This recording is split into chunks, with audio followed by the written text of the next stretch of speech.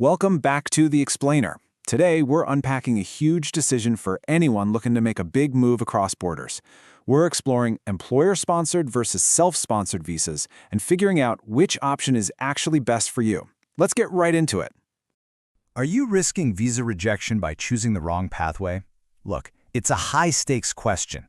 So many of us dream of relocating abroad for better opportunities or just a totally fresh start, right? But missing the fundamental differences between these pathways? Man, choosing the wrong route can literally cost you months of time, completely drain your savings, and ultimately lead to a heartbreaking visa rejection. Two distinct paths to relocating abroad. Okay, let's dive into this. To prevent those costly mistakes, you kind of have to picture yourself standing at a fork in the road. In this explainer, we're going to break down these two primary visa pathways, weigh their unique pros and cons, and help you figure out exactly which route fits your life. First up, the employer-sponsored visa. This is exactly what it sounds like. A company or organization in another country offers you a job and actually supports your visa application. Your new boss essentially becomes your partner in the whole immigration process. They're stepping up to the plate to help make your move happen. You've probably heard of some of these. Examples include skilled worker visas, health and care worker visas, religious worker visas, and temporary skills shortage visas. Countries all over the world, we're talking the UK, Canada, Australia, New Zealand, rely heavily on these to bring in international talent and fill their local labor gaps. Now, what's really interesting about this is the sheer amount of security you get.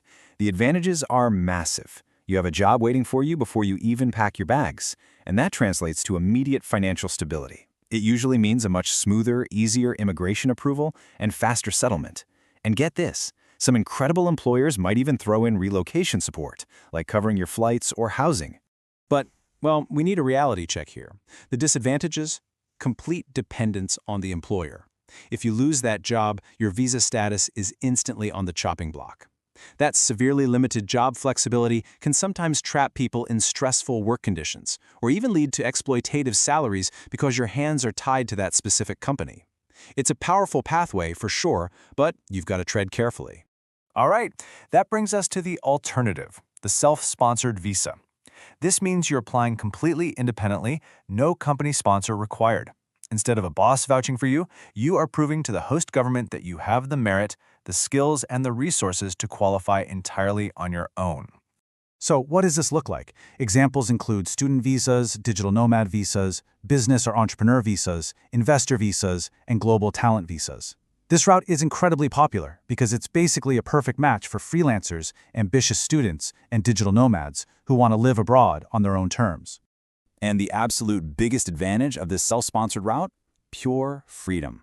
You get freedom from a single employer, really high flexibility, the ability to change jobs whenever you want, and ultimately way better control over your own future. For instance, an international student can graduate and just pivot right into a new gig without begging a specific boss for permission to stay. However, that incredible freedom definitely comes with a steep practical cost. The disadvantages are that it requires strong financial proof up front. You often need hefty savings or tuition money ready to go, and remember, there's absolutely no guaranteed employment upon arrival. You've really got to be prepared to hit the ground running and land on your own 2 feet. Head-to-head, which option is cheaper and easier to get? I know, these are the two burning questions you probably have right now. Let's set up the ultimate showdown and look at the real deal between out-of-pocket costs and ease of approval. So the crucial point is the initial cost. On one hand, employer-sponsored visas are often way less stressful financially because the employer frequently steps in to cover the fees, making it cheaper initially. On the other hand, with self-sponsored, you handle everything yourself, and you need rock-solid proof of funds.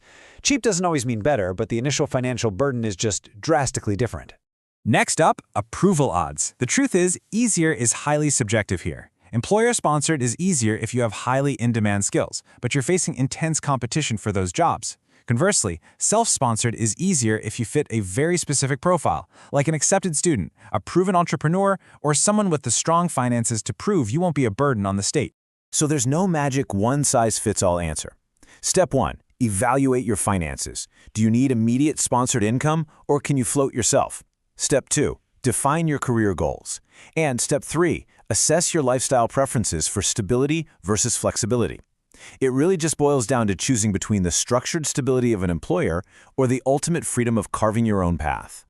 If you want to dig deeper into these pathways, you can find more guides and updates at travul.org or at Travelism. Definitely check out the specific source materials that power today's explainer for more visa guides, sponsorship opportunities, and the latest immigration updates. It is an absolute goldmine of information. I want to leave you with this perfect quote from our source material. Your journey abroad starts with the right information and the right strategy.